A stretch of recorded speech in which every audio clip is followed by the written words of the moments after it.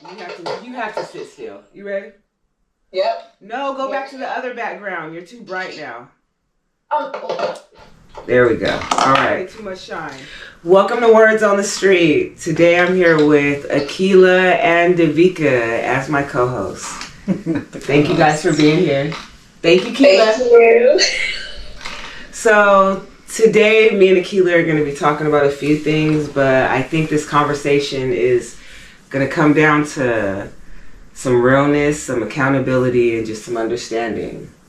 So, Yeah. you know what I mean? So I'm kind of going to let you lead because right now you're supposed to be in person and you're in a location. Akila has some issues that we're not going to talk about with that, but she's in a location where she can't leave. Not jail, but...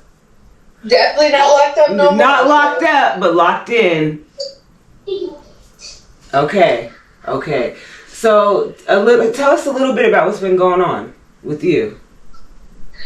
Well, I feel like I have been just focusing on trying to be a better woman. I have just trying to be better for my kids and in every aspect, you know? Like, when did you get just better? Trying to sit down, not be outside, not be in that rah-rah that everyone tries to paint this picture of me and stuff like that. So, like, I don't know. Like, I'm just trying to be the better version of myself that I can be. When did this evolution start of you getting better? Because we're in the middle. The middle of last year. The middle of last year. Okay, but we've had some issues recently. So, oh yeah. Yeah. Was that a slip in the better version, or was that other issues coming into play? No, I feel like all of the bad turmoil that had happened led up to me just being like, oh yeah, no, we're not doing this. I need to just go, be better, do better. I'm not going to go down to that level. I used to be like, oh, you're going low? Well, I'm going lower. No, you're going to go low. I'm going to keep going higher. Is there any part of that where there's some things that you saw that you didn't do right, or where are you at with that? Because you're the common denominator. You're the common denominator, Akila, and you know I got to get to some stuff. No, yeah. Akila? Yeah, go ahead, go. Yeah, I feel like in certain aspects with certain relationships with certain friends of mine or ex-friends of mine, ex-best friends, even ex-significant others and stuff like that, I feel like if I said what was on my mind right then and there and picked up that phone and said something to them about how they did me wrong or how they did something that I just didn't like or whatever, instead of just like shutting down and just being like, yeah, no, I'm not. It could have probably either bettered this relationship, it could have done something in that aspect, you know? So it's like I'm trying to understand that. Are you specifically speaking about your best friend, or are you talking about your significant others, or are you talking about as far as like business? All the way around everybody. I feel like there's certain situations with certain people that it was like, oh, okay, you know what, this is done. But people grow from one situation versus the other. And I feel like some people in certain aspects of that were like, oh, okay, well, I can be better than you and I'm better than you. And it's like, it's not always about being better. It's always about trying to like understand what that other person is trying to say to you. Yeah. So it's like, I feel like some part I did have, okay, go ahead. It's okay. Just go. It's okay. Okay. I feel like in some parts, like with that, I feel like some parts of that, like, I just, like, kind of brushed it under the rug all these years and just took it to the chest. And now I'm like, I'm not taking nothing to the chest. Do you have any, like, so with you not taking it to the chest, what came from that? Were there ways that you dealt with things that weren't right or were right? Or yeah. Because the other people aren't here, so I'm just trying to dig deep on, like, where this can help you grow. Like, where's your accountability? You said you had a friend and there was things that you should have spoke about, but you didn't, and then it just kind of got to a point where you're just like, I'm not dealing with that. What was that transition with you and your friend, and then how did that end up impacting your friendship? So with one specific situation, there were a group of girls that were kikiing about another person literally like telling me like that I was a bad mom, I should go and like off myself, you know, like things like that. And then like someone that was my best friend was literally like kikiing with that person and stuff like that. So it's like I don't want to sit here and be like, oh, I should have called that person, when they know my mental state, they know the situation that I was going through, and then when I would tell that person something about what's going on in the household, it was like, oh yeah, no, it's not happening, that's not happening. And so like I kind of brushed that under the rug, and I just like took that to the chest, and I realized that like that's not a friendship, that's not something that I would want to continue to just keep having a sick cycle of you always venting to me, and when I vent to you about something that's very serious, it's like, oh yeah, no, that's not true. That's not true. So you said earlier about you guys, somebody feeling like that they were better than you. Where was the breakdown with the friendship where, because it seems like you guys were involved in each other's households because you guys were able to speak on stuff. So if that's the case, where was the breakdown with the friendship where you felt like somebody felt like they were better than you, or was the other way around? When it's being like, so I do something for someone, I'm not expecting nothing back. And then it's like, when people do stuff for me, it's like they're expecting something back. They're throwing it in my face later on. Like you're doing it out of being malicious. You're doing it out of trying to like, oh, I have one up on her, or she's doing bad now. Look at her doing this and doing that, and I never did this for that person, or whatever the case may have been. Like it's always like kind of like tit for tat in that type of aspect. And it's like, okay, but like, what about when I was there for you in your darkest time? Like, yeah, you were there for me in my darkest time, but I'm not gonna throw that in your face. Going on the internet and saying rah and doing all that, that's not, like, you're just showing your ass at that point. So like, you're more like, yeah, I did this, but you're not even taking into consideration what I did, how I was there for you.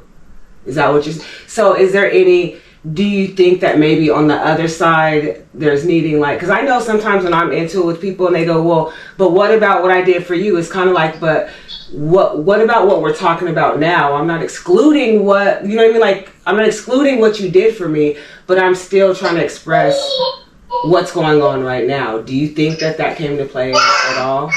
Like, do you feel like maybe you have some, like, there's a breakdown? Because I'm not here to like bring up old conflict and like just talk about it. I'm trying to see, is there a place for resolution? Is there a place for clear communication? Or are we at a place where I have tried the communication thing, but it's like people don't want to hear what I have to say unless I'm yelling and screaming and being rah, and then I'm the aggressor at that rate. I feel like no one ever really hears what I have to say because I'm just like, people always pick this picture of me being like this loud and you're just always doing this and Okay, well, I mean, that's the only way that I can get a reaction or get any feedback or anything from anybody. So it's like, if that's how it is and that's what people are trying to create, then like for me, for a long time, I didn't care. I didn't care. I'll be the rah. As long as my voice is being heard, you hear what I'm saying, you're taking it, and it's being processed inside of your brain at that rate, and then you're want to be heard. Something. Yeah, you're reciprocating it back to me, and we're having a communication. But that's the only way that we can communicate, then that's just how I'm going to communicate to you. I understand. Well, how else am I supposed to communicate? Like, there's nothing else, like... Yeah, that's what you seem to be receiving from me. I understand. Davika, do you have it? Well, I don't really have any insight. So I'm not really clear on, what the issues were or whatever. But as far as communication, my question to you is, how did that make you feel as a woman, as a mother, that you felt like, because you keep saying you didn't mind being the rah, but was that a good feeling for you to be the rah? No. So then... No. People that know me, when I was a kid, I was very shy. I was real shy. I was real timid. I was always up under my grandma's ass. Like, I was always like, so like, as I got older and I started having kids and stuff like that, and like I couldn't be heard or no one understood me or nothing like that, it was like, okay, so like, what do I do? Like, I didn't know any other way to get my voice out there like that. Yeah. Do you now know how to? Yes, now I do. Now I can completely understand that if you're not going to listen or hear what I have to say, then there's nothing for us to speak about. Like, that's how I am. And like, so I'm not going to be rah-rah for people that don't have nothing to say to me. and that's what I was kind of leaning towards as I got some years on you and some experience, but just dealing with people and communication wise. And my advice to you is when somebody... Hold on, you want to pause for a second? You need to pause for a second? No, I just can't hear her. Come over here. Come up here. And just, you gotta speak louder. Yeah. You're still in the camera. Can you hear me now? Yeah. Is that better? Now I can hear you. Okay, so what I was saying is just even through my own lived experiences, because I've had those moments too, where it's like I had to self-reflect on how my delivery was. Because if I just come in rah-rah, sometimes that energy is returned. And sometimes I had to self-evaluate and realize that my approach was not the best approach to get the objective from them that I wanted to get. But also in some of those same relationships, I've also learned that when dealing, it doesn't matter if it's your significant other, friendships, relationships are hard either way. And it's a give and take, but you have to be equally yoked when you're with your man. You got to be equally yoked when you're with your friends. But when you get to a certain point in life, everybody's not meant to go on every journey with you. And sometimes friendships just, you guys outgrow each other, and that's fine. Like, we don't have to have no beef. Like, when I see you, it's still love, but it doesn't have to be contentious. But also at the same time, just looking at how it makes you feel as a person. Like, how do you walk away from that situation feeling? Do you feel like you handled it in the best way possible? So that's just a goal to try to achieve for yourself. Just making sure that you don't allow people to pull you out of pocket, pull you out of character, to where then they can turn around and be like, see, I told you. Especially if you're working on yourself. Yeah. So it's like people are quick to do that, and we're all human. We all gonna make mistakes, but being accountable for it as well too. And accountability sometimes comes with hard apologies. I was wrong, and we might not be friends after that. But for me and my growth, it's important for me to apologize when I know I was wrong. Yeah. But also not sometimes letting those relationships die when they continually pull you out of your growth era. Exactly. So you said you were talking about Facebook, and there's things on Facebook. What were you talking about?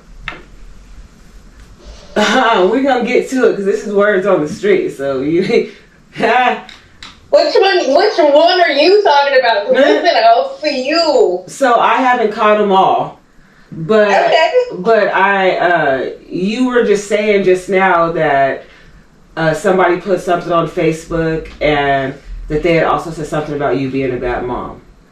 Mm-hmm. So I wanted to start there. I'm not sure. I know you've had a few issues, so I'm not sure who exactly is what. But I know that's what I'm like. But honestly, it doesn't. For me, from the outside looking in, it doesn't matter who specifically we're talking about or whatever, because I'm just talking about the situation in general. But you can guide me, and I can. It doesn't whatever. Like, yeah.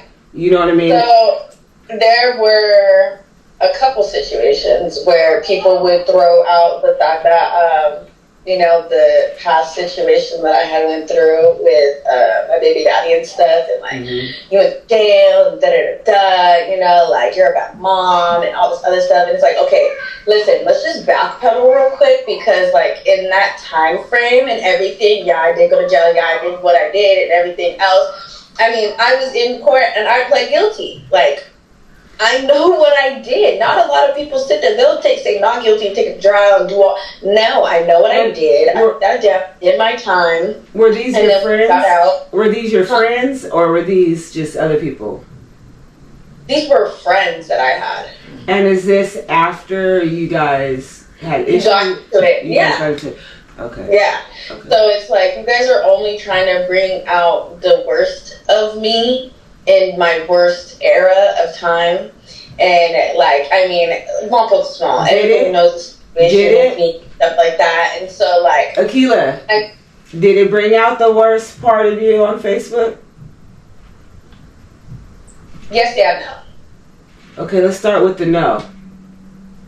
I feel like I could have sat there and was blowing the top off of motherfuckers. I have the receipts. I could have just ruined everything for people that were coming for me. But I really had to sit back and just be like, yeah, no. Why? What is that going to gain for me and my kids? I know the type of mom that I am today. The mom that I was in that time, I was a young mom. First of all, I was 16 and pregnant. Let's just get that out the way. I was having babies when I wasn't supposed to be having babies. Let's just get that all the way. And I understand that now. I used to argue with you about that. Mm-hmm. You used to tell me that I'm doing grown woman shit when I should have been sitting down at school. I used to argue with you about it. You used to see me driving down the street with my friends, and you would chase us in your car and tell me to get in the car, and you would take me back into the village. Yes. Like, no games, like, you know, and I just didn't, at that time, you know, I did not care. Like, I was like, yeah, whatever, and you would give me my ass handed on a platter every time. But does anybody give you grace for what you... No, they just sit there and just my downfall. Let's talk about the fact that I did my drug and alcohol classes, and not only that, I paid for everything, and then on top of that, when it ended, I redid it again for my own sake because I was going to get therapy and stuff like that. I went to therapy. I did the parenting classes, not just once, but twice. Again, I seen where I was at fault, and I fixed that for not just myself, but for my kids. I had 2 kids before I was 18. On my 18th birthday, I got church papers to get out of the hospital. Like, I wasn't even 21. By the time I was 25, I had 3 kids. Yeah. You had a hard one, yeah. There's a lot of things that people don't understand. Like, when I was pregnant with my first child, my grandpa died. That was my dad. That was my rock. That was my everything. And I had to go through that. I dropped out of high school to take care of him because he was on hospice. No one gives me grace for that. Of course, I'm going to go out and do raw shit because I couldn't do that in that time era that I was going through shit. I was literally wiping my dad's ass, giving him his medicine. On his deathbed, he was in the damn living room for plus hours because his family and my family was just fighting. I had to call the coroner when I was, 6 months pregnant and tell him to come and get my dad's dead body out of the living room. And then they wouldn't let him come and get him. And I'm just going through this. And then my significant other at the time is cheating on me on the same time. And I'm young, dumb. We get an apartment together. Me and my grandma are going at it. Like, I have been through the ringer at the youngest age. I wasn't even 21 yet when all that shit happened. And that all compacted within year. My daughter wasn't even fucking a year old. She was young as hell, and we got kicked out of the place because our house went into foreclosure because of a family friend that stole all of our money. Yeah. Like, I never get grace. So that is why the raw shit did start to accumulate and went up higher, because it's like, I'm a Capricorn. I don't know if you guys understand. You know, I bottle shit inside until it's like a volcano. And so it's like at that time frame, it was a volcano. Yeah. And then it was like the volcano just never stopped. It was just erupting, and there was no outlet for me. I didn't until when I went to jail, that is when it was like, okay, I need to sit the fuck down. I need to chill the fuck out. I need to calm the fuck down. Immediately. Like, it was a hard wake-up call. It was my rock bottom. And I don't want to go back to that. Mm-hmm. And people always try to make this narrative of me, and it's like, you guys don't even understand what I've been through. Yeah. And then it's like, oh, I've been through shit too. Okay, and I get that, and I give people grace for that, and that is why I allow people to treat me the way that they do, because I give so many people grace, because I can understand why people are the way that they are, but I feel like it's not reciprocated towards me. Yeah. It's like when it comes down to me, it's like, oh no, that's just tequila. That's just tequila. And you hear people say that too. Oh, that's just tequila. That's just how she is. But I'm gonna tell no. Why is tequila acting like that? Why is that just tequila? There's no reason. If you knew me when I was a kid, there's no reason why I'm so angry, so mad, and so raw for no reason. That don't make no damn sense. It's completely just. There's a reason. Yeah. Yeah, there's a reason for everything. And my grandma always, man, you know her. There has to be a reason for everything. Like if you do something, there has to be a reason. Why would you do that if there was no reason for it? Yeah, I hear you saying the narratives that people say about you and things like that. And I just want to quickly say that you can't worry about that. One thing, even if nobody else is giving you grace, you just got to remember to keep giving you grace. Amen. Yourself, because you know your story. You know what I'm saying? Like, I know a little bit of your story, but you know your story. So if you can give yourself grace, and it's all about you understanding your behavior. That's why we're doing this. You understanding your behavior so that you can change the way that you walk. Once you change your walk and you're proud of the things that you're doing and you're making sure that your daughters aren't your age feeling the same way that you feel and have went through the same thing that you're going through, then it won't matter the narratives. And the narratives straighten themselves out. But by the time the narratives straighten themselves out, you won't care. Because you'll be so secure in who you are. You know what I'm saying? But we going to get back to it. Because I love that. But we going to get back. You know when we're getting... So that Facebook. Okay. I tried. I loved it, though. It was good. I love that. Okay, we went down that good rabbit hole. But... So... see what? She had to take a big gulp on that. I seen that.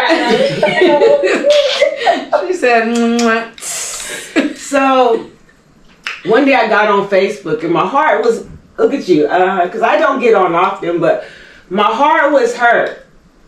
Okay, my heart was hurt because I saw you just really saying and it really didn't matter if it was you. Stop fluffing your damn hair, Akilah. It's fluffed. It's big. It's from screen to screen, end to end. You see it, okay?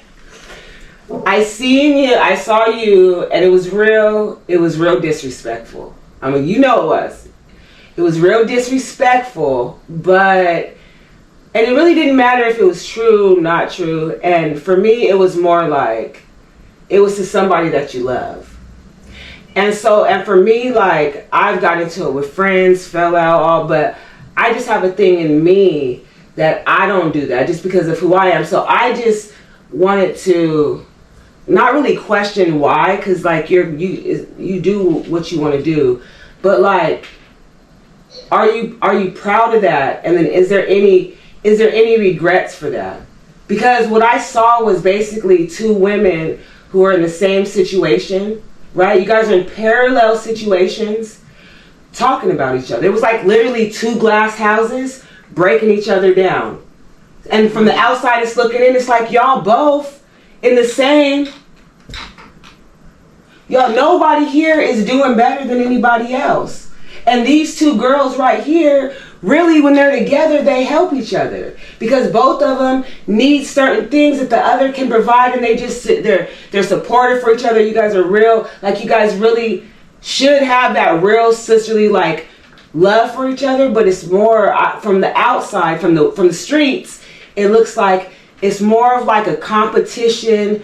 I don't like you, but I'll be around you because it's convenient type of vibe, when it's really, I don't understand it and it's hurtful. So I'm just wondering, like, I'm trying to wonder, like, what's in you and what's in these other women where it's okay to tear each other down instead of trying to build each other up? I do have regrets of making those statuses. I can say that. I can say why I did was because it was in that same time frame when it was a group of girls and they were kikiing about me being depressed and me wanting to, like, you know, like I was suicidal and stuff. Like, I'm not gonna lie, I was postpartum depression. A lot of things on the inside of my house was not the way that people thought it was. I was making it look picture perfect because of my kids and just everybody else and stuff like that. And it just wasn't funny to me how someone that I did call like my sister thought that was funny to go ahead and be like, yeah, she should. Like, yeah, ha ha, like, she's a bad mom, fuck her, da da da, bitch should die. That is why, like, and that was my last time really going below the belt like that. Yeah. Because it was like, I kept getting screenshots of her posts because she had blocked me. And when I tell you that, like, the whole blow up of, like, them saying that stuff happened on a Saturday. The messages and everything start happening on a Sunday. So it was literally, like, back to back. So I was not in no type of frame of mind to give a damn at all. Like, just being completely honest. I didn't give a fuck. I did not. Why am I going to give a fuck? They literally are wishing death upon me. Yeah. And I have 3 children. And I'm going through postpartum, and they know it. And then when I'm trying to tell them what's going on inside the house, they're laughing, telling me that, you know, oh, girl, you got it, you got it, you got it, you got it. I got it. And I got it. You know what? I'm gonna tell you something. If people aren't pouring love into you, well, then you separate yourself. Because that's what I realized. One thing that women, I don't know about these specific women because I don't know exactly who we're talking about, but one thing that I know women to do is hurt people, right? Yeah. And women will tear each other down, and literally it will make them feel good to see the next woman in a worse situation than they've ever been. And so once you start really healing yourself and somebody hurts you, it won't be about, I'm going to hurt them. It's going to be about, you know what, let me just separate myself. They can put whatever status they want, but let me separate myself because I don't even have that in me anymore to match that energy with them because I'm not that type of woman. And that's why this conversation is important for you. Because once you get yourself there, that energy. Because see, let me tell you something. I also watched where a female put a status up about you that was very disrespectful. Do you see what I'm saying? And this is a woman who has a platform, who goes viral, and does all that, right? And she has all about woman empowerment. She's all about small business. You see what I'm saying? I seen it. And I'm over here because I'm just minding my business, but I seen it. And I saw her put up a real disrespectful post about you, and I screenshotted it. I got it. Okay, but then I saw a man go on Facebook. And I saw, and this was all in a month's time. I saw a man go on Facebook and he got real disrespectful about her. And he put the same kind of post that she put up about you. And you know the post I'm talking about. He put the same wording up about her on Facebook. He just didn't include a picture. And when he did that, this woman she went and erased the picture she had put about you. Okay? And then she went and wrote a long caption on Facebook about how it's disrespectful for a man to talk about what a woman does with her body. And then she tagged his job and got him fired. Right? I watched the sequence of all. I watched the woman. I watched the girl put the statuses up about you. Your friend put the subs up about you. I watched you go below the belt and put stuff that you shouldn't have put about her family, about her. Then I saw somebody do the same thing to you, and you deleted, I think, some socials or something at that time, and she put the picture of you. And then I saw a man do the same thing to her. And then you know what happened after that? Then that man, for doing that to her, he lost his job. But what's crazy is that none of these people in this circle see that everything they put out, they got back. Somebody else just gave it to them. Yep. The universe, karma, returned their shit like that. Yes. And it didn't matter. It didn't matter if you were a man, if you were a woman, if you had your shit together, if you didn't have your shit together, if you own a business, if you go viral. None of that shit mattered. What mattered was that each of you guys was being purposely malicious in a situation that could have been handled different. You see what I'm saying? And I'm not just talking to you because, see, all of them watch this, whether they're my friends on Facebook, whether they know me, whether they're any of that, they're all watching it. So it's just important for people to understand that you're going to get back what you put out. So it's just, you know what I mean? People got to start really stepping with, you can't wish this on another person, because really, in the situation, Akila, you, them, Everybody got to sweep around their front door, bro. Because with everything that's being said on Facebook, you know why everybody's mad and everybody's falling out? Because what everybody's saying, because there's some truth behind every motherfucking status. There's some truth. And the status they posted about you, the post status you posted about your friends, the status that man posted about that girl, the status that girl posted about that man after, there's truth. It might have been disrespectful. People might not have liked it. They shouldn't have might have said it, but it was some truth behind all of it, bro. Can't nobody say it was some dead ass lies. So with that, everybody gotta just, maybe if people were given respect, they would get it.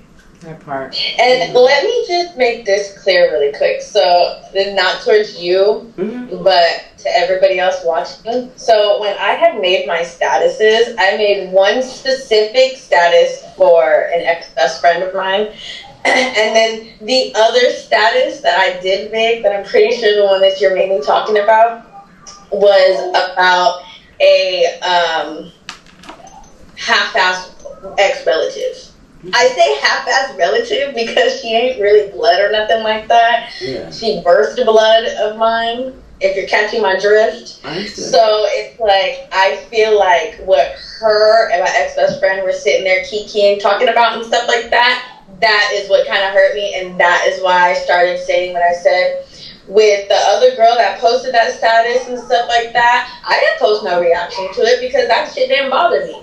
But there were people that were calling me and telling me that they talked to her and that she was crying to them about how she missed me and all this other stuff. And I'm like, I don't know exactly what you kind of want from that, because once you do me wrong like that, like, there's no going back. Like, there's just, I'm not, what am I going to circle back around so that I look like Boo Boo? Like, no, thank you. Well, I'm going to tell you this. Just, I really hope that you continue just working on you, and you know, you really just get around a group of women who really like love on you. And all I can say is, like, I don't really know too much about your friend group and things like that, but I also my friend group got my kids in it. Well, you know, like, I also fell out with the ex-best friend. I mean, with the best friend. We're best friends again now. But the only reason that we were able to come back together was because we didn't have people around us who were bringing us negative information about the other.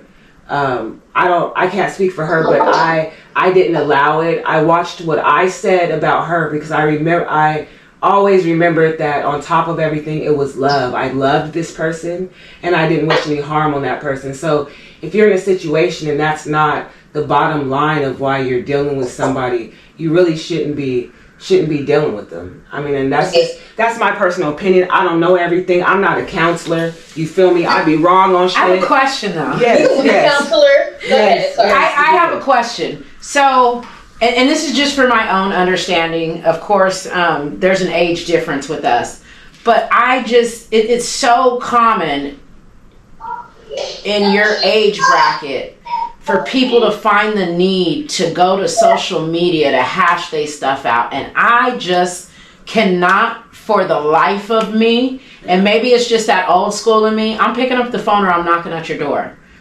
Like, I'm not going to social media for the world to see and people to chime in. And I feel like a lot of situations explode because you have the outside world commenting, you got people laughing, you got people liking it. And at the end of the day, like, if we're not friends anymore, I don't need to take it to social media. Like, if we have a falling out, I don't need to take it to social media. Yeah.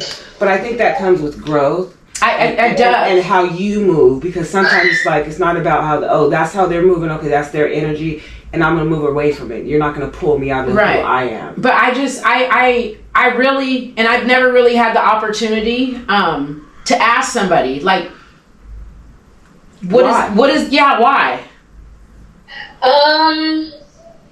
I guess for, like, clarity, to be heard. It's to feel that validation, to have that, oh yeah, you're right. You know, like, having other people under the comments trying to say, like, oh yeah, that person's wrong, or having people call you and tell you, like, you know, like, oh yeah, you're right, you know, they're wrong. Like, just having that type of clarity instead of just, like, battling it within yourself. when you put it out on social media, there's other people that are going to be there to like tell you, you know, basically you're right all the time. I mean, there's not really too many people. I mean, there's going to be some people that are going to say like you're wrong or whatever and stuff like that, but they're not going to voice that. They're not going to comment on that and say that. They're not going to say half of that. So it's like, you know, people are going to, wow, elbow.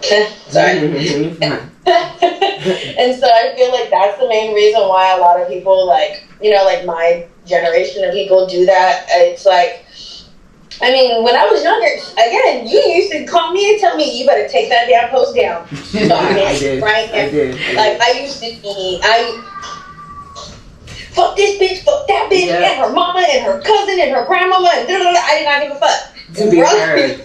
To be heard, yeah. She came to my house one time and was like, you need to get her, talking to my grandma, you need to get her off of Facebook now. There's an age limit and she's not over that age. And I had to change. I was in my early 20s. Like, no, but that speaks volumes too. And the fact that you even remember that and, you know, giving her credit for doing that at a young age. Right here. No, that's dope. Because a lot of people don't. A lot of people co-sign certain behaviors that are not okay. No, I didn't. No, I feel like the family that I have, they're not for the bullshit like that. And I feel like that's kind of why, like, I'm, like, over it. Like, I'm over it. I'm starting to understand why everyone's like, Akilah, what are you doing? And like, it comes with age. What's your reason? And I'd be like, well, I mean, they did it first. And they're like, well, that's not a reason. What is your reason for doing it? If you don't have a reason, then there shouldn't be a reason why you're doing it. Yep. Well, well, now you know better, so do better. Yeah. Oh, I am trying my best. I pray every day to God, man. Hallelujah. Hallelujah. I do. No, it's work too. It's work. It's work to come out of certain situations and behaviors, but within that, give yourself grace too, and block out the outside noise, because that's a distraction and a hindrance to your growth. I cannot help that, especially now in my life right now. Like, Veronica knows a little bit, but not too much. That's going to be an off-camera conversation that we need to have. Definitely do need to have. But they gonna talk about my facial expressions, and I'm going to say stuff right now. I don't care. You're so funny. Because, like, the situation I'm in right now is, like, it's fucked up. Like, it's fucked up. Like, but you got it. But you got it. No bullshit, no tea, no nothing. Like, the water. Dark. But you know what? But you got it. And the thing is, you could be doing it and not have your daughters next to you. And you know how that feels. So So you got it. Step right. And, you know, that's all I can say. I love you. The fact that Akilah Marshe Mitchell has sole custody of all 3 of her daughters. Okay. How about we do 3 like this? How about we do 3 like this? How about we do 3 like... But I'm trying. Baby steps, baby steps. It's not working. Just 1, 2, 3. It's so hard. I don't know what just happened on the... Y'all are crazy. I love you so much. Hey, will you come back? Will you come back? Okay. Oh, yes, I need to, because I can talk about the other issues that I have. Okay, we're gonna do a part 2. What are we at? Oh yeah, we're already at about an hour right now. So I love you so much. I didn't even realize. See, I told you this was gonna happen. You had to watch the time, because if not, we would have just... I kept going. But I'm gonna call you a little bit later because I'm about to go to lunch. So I'm gonna call you later. We're gonna talk, and we'll do another one. Yeah, we will. Thanks for letting me sit in. Devika said something. Thank you for letting me sit in. You're welcome. Are you going to be back for part 2? I don't know. We'll see. Yeah. Hopefully for part 2 you can be in person. Yeah. Yeah. Okay. We're going to speak that into existence. Man. Hopefully. Okay, I love you. That's word on the street. I'll see you guys next time. Thank you. If anybody who knows who we're talking about, or anybody wants to come on and they want to talk about it, they want any resolution. Akilah, one last question. Do you want any resolution with any of the people that you were talking about, including your... Yeah, come on! Would you like... I'm here. years. I'm not the same person. I don't drink. I don't smoke. I got my Bible and I just have God on my side. Are you here? I want others to know that if you guys have a problem, come talk to me. You don't have to do the internet. You don't have to go through a third party. And if this is how you guys want to do it, come on. This is a safe place. So you're willing to come on here, have a conversation, have accountability. You might have some apologies you need to give, but is your heart open for everything, to hear it, to hear you're right, you're wrong, to hear they love you or they might not? Are you open? You have to be open to come in this space because it's safe. Yeah, I feel like if we do apologies, some of the people gonna try to make me try to do that in the beginning, and that's what I'm not gonna stand for, because I feel like there needs to be a conversation on why I'm even apologizing first. You know, after this podcast, you're gonna sit back and you're gonna reflect on some things, and maybe you'll come to the understanding that an apology is not something that somebody has to ask for. An apology is something that comes from you acknowledging behavior that's not as of you, the woman that you want to carry yourself as, a woman that you want to represent yourself. So sometimes you give an apology to somebody that they weren't even expecting, or that they weren't even asking for an apology for, because you know that was unbecoming of you. So I'm asking you, are you ready to come into this space and have that type of accountability on you when you walk in? Yes, I can. Okay. Yes, I can. Okay. I don't have no problem doing that. All right, ma'am. Okay, we gonna see what we can do. I love you. I love you. Okay, I'll talk to you soon. Talk to you soon. All right. Hang up. You hang up. That's words on the street. I'll talk to you guys soon. Bye.